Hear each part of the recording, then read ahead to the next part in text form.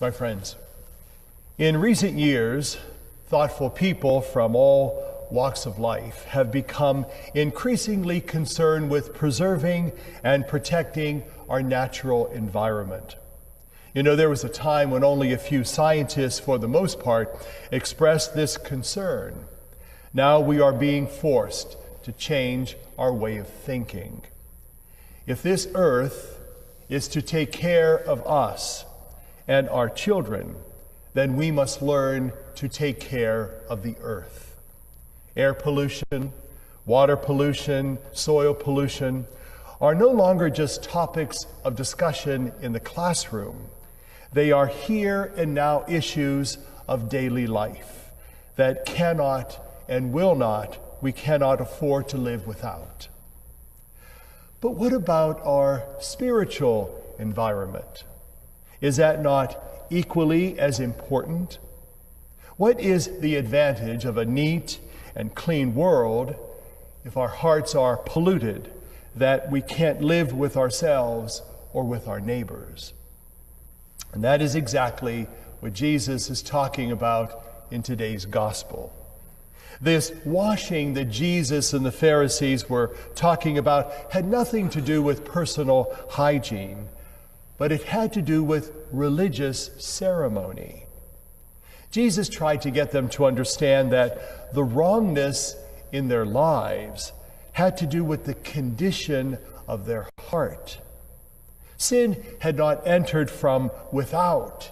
It had originated right there within themselves. He said, all these evils come from within and render a person impure.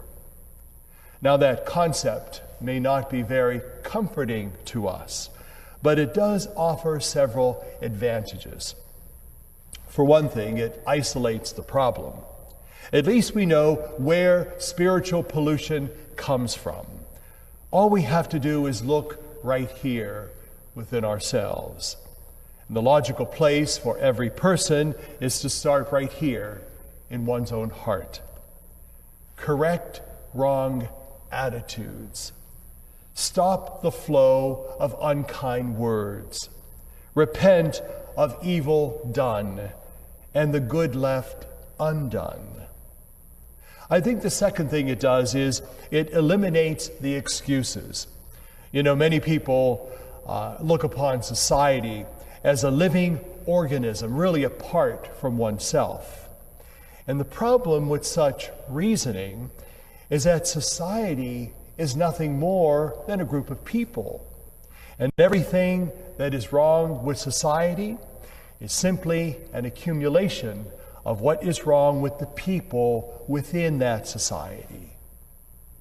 And finally, I think this implies a solution. Nothing magic, nothing easy, but something really quite simple. The only real remedy to the problem of spiritual pollution is for every person to clean up his or her own life.